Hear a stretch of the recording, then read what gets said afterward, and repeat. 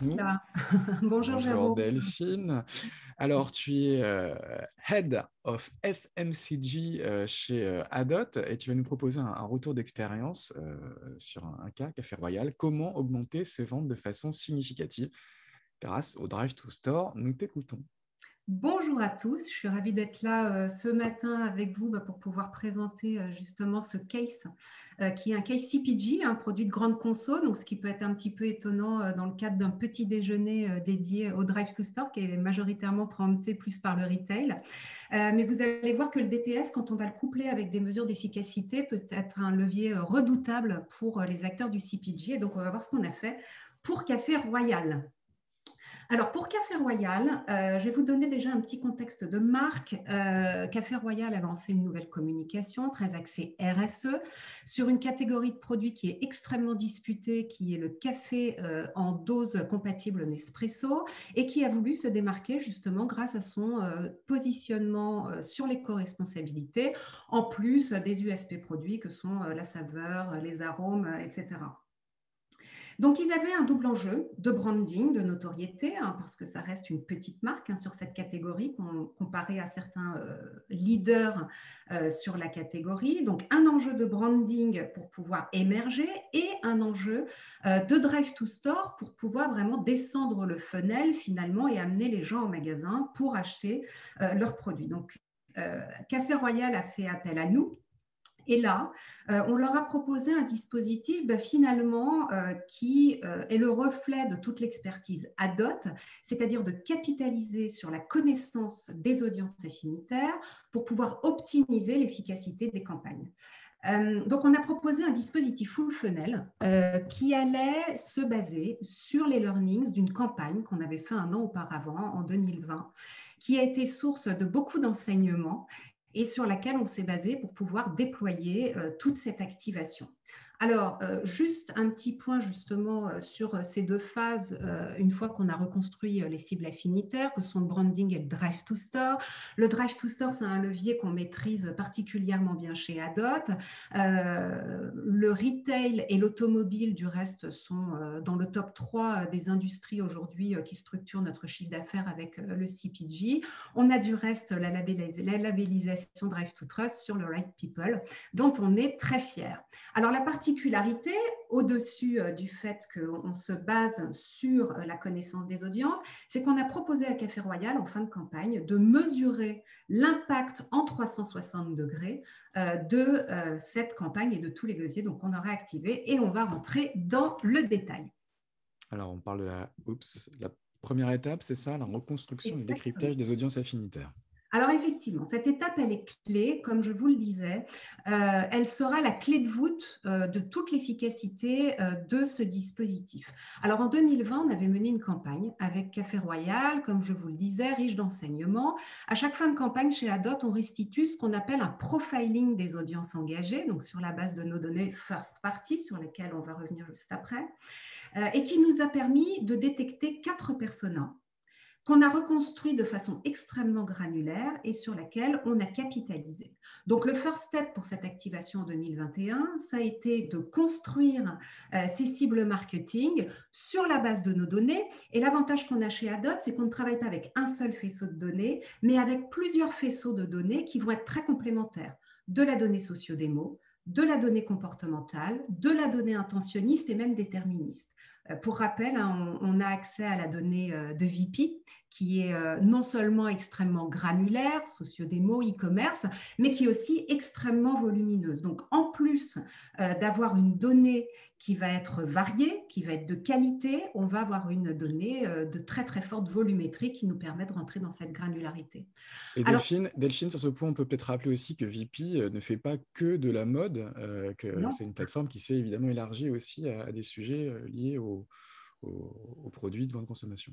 Exactement. Alors, sur VP, on va retrouver à peu près plus d'une trentaine d'industries qui sont représentées et pour lesquelles on peut acheter les produits.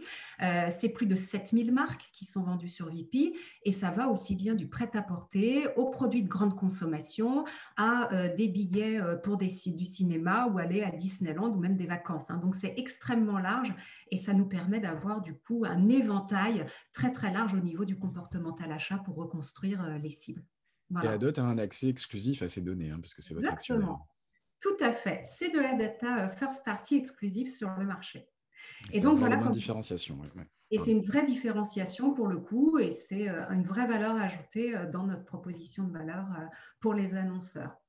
Alors, comme on le disait, on a identifié 4 personas. Voilà comment est-ce qu'on en a reconstruit une, qui était les Environment Lovers. On avait effectivement un gros enjeu sur cette communication RSE. Donc, d'un côté, les données e-commerce VP, où on est allé cibler les personnes qui achetaient régulièrement des produits bio et healthy. Des données comportementales de navigation média, en allant cibler les personnes, du coup, qui manifestaient une appétence particulière pour tous les sujets liés à l'environnement, au recyclage, à la RSE, à l'écologie. Et enfin, des données de mobilité, où là, on a pu aller cibler les personnes qui se rendent régulièrement dans des enseignes de distribution bio. Et voilà, en agrégeant toutes ces typologies de données, ça nous permet de reconstruire de façon très granulaire un profil parmi les 4 qu'on va vouloir aller cibler. Voilà, donc ça c'est pour la première étape. Une fois qu'on a reconstruit les cibles et qu'on les a bien identifiées, on passe à l'activation. Alors, première chose, on a récupéré les assets créa de Café Royal qu'on a confiés à notre studio. Et notre studio a enrichi ces créas pour les optimiser pour une diffusion en cross-device. Donc, on a scénarisé cette campagne en 2 temps. La première phase, comme je vous le disais, double objectif, branding, et on descend dans le funnel pour arriver jusqu'au DTS et potentiellement jusqu'à la phase d'achat. Sur cette première phase de branding, on a activé de la vidéo, donc des formats vidéo, sur desktop, mais aussi sur mobile. On a enrichi les players vidéo en les habillant pour pouvoir travailler la mémorisation de la marque et la présence de Café Royal tout au long de la lecture de la vidéo. On a diffusé une première vidéo de 15 secondes.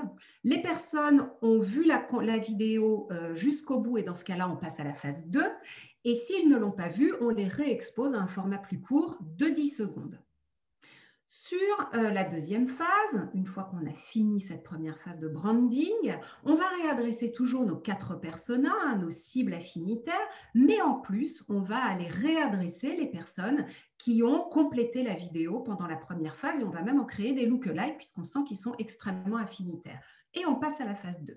On descend dans notre funnel et on expose les personnes à une campagne display, là pour le coup 100% mobile, qui va les mener au clic justement vers une petite Google Map, donc une landing page sur laquelle on a une Google Map, qui va les renseigner sur le magasin le plus proche où on va trouver la marque Café Royal et les EAN qui seront soutenus notamment dans le cadre de cette campagne. Alors le but du jeu, bien évidemment, une fois qu'ils se sont rendus en magasin, c'est d'espérer qu'ils vont acheter le produit et ça, on va pouvoir le mesurer à travers différents KPI. Et on peut passer du coup à notre troisième étape. Ah ben voilà, l'habillage du player Ah vidéo. pardon, excusez-moi, ouais, C'est il pas fallait que je grave. clique.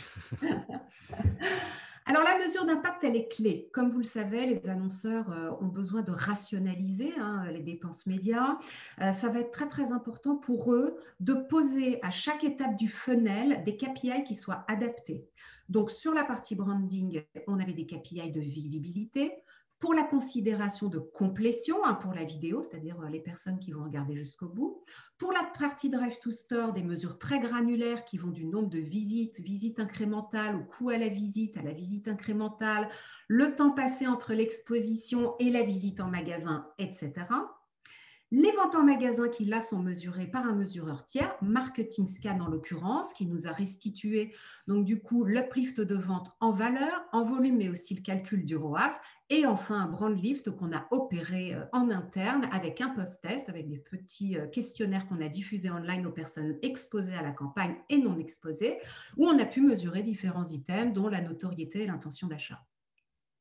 Et donc, les On résultats. partage quelques chiffres. Oui, parce que c'est quand même le plus important et c'est surtout ce qui va nous démontrer l'efficacité de la démarche. Alors, au-delà du nombre de profils uniques qu'on a pu toucher, puisque c'est vrai que nous, on travaille, c'est une particularité en cross-device, ça nous a permis d'optimiser le reach on target tout en maîtrisant le capping de répétition. On était en dessous de 2 sur cette campagne et on a pu toucher 4 millions de profils uniques. On a eu un taux de complétion vidéo qui était au-dessus des objectifs que nous avait fixé Café Royal, qui était de 70%. donc 8 points au-dessus de l'objectif.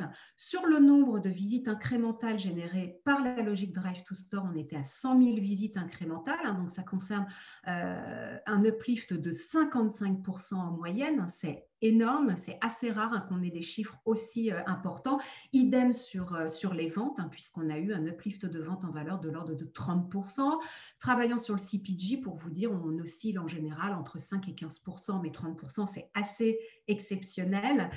Et un ROAS de la campagne de l'ordre de 5. Café Royal nous disait qu'en général, sur des campagnes dont l'accent est mis sur le haut de funnel, puisque ça reste quand même notre métier, on ne fait pas de campagne on-site à proprement parler, le ROAS tourne en général autour de 1,8, 2,1. Voilà. Mais 5, c'est assez exceptionnel. On en est très fiers. Du coup, Voilà. j'imagine que vous en étiez très fiers, mais que le client était aussi très content. Et le content était, alors le client était extrêmement content. Voilà, Aline n'a pas pu nous rejoindre ce matin. Cependant, elle nous a donné un petit témoignage hein, qui résume bien finalement la force de ce dispositif. Hein, donc, capitaliser sur des learnings pour renforcer le ciblage, hein, ça a vraiment été clé, mais surtout dans un objectif de pouvoir raccourcir le chemin dans le tunnel de conversion entre le haut du funnel et le bas du funnel pour partir de l'attention jusqu'à l'acte d'achat. Voilà. Pour mon case. Alors moi, je serais absolument ravie de continuer ces échanges avec vous tous. Si jamais vous avez des questions, n'hésitez pas à me contacter avec le contact qui est ici et on pourra même prendre un petit café ensemble pour voir comment est-ce qu'on peut vous aider dans vos activations. Voilà pour moi. Un café royal, j'espère. Bien évidemment.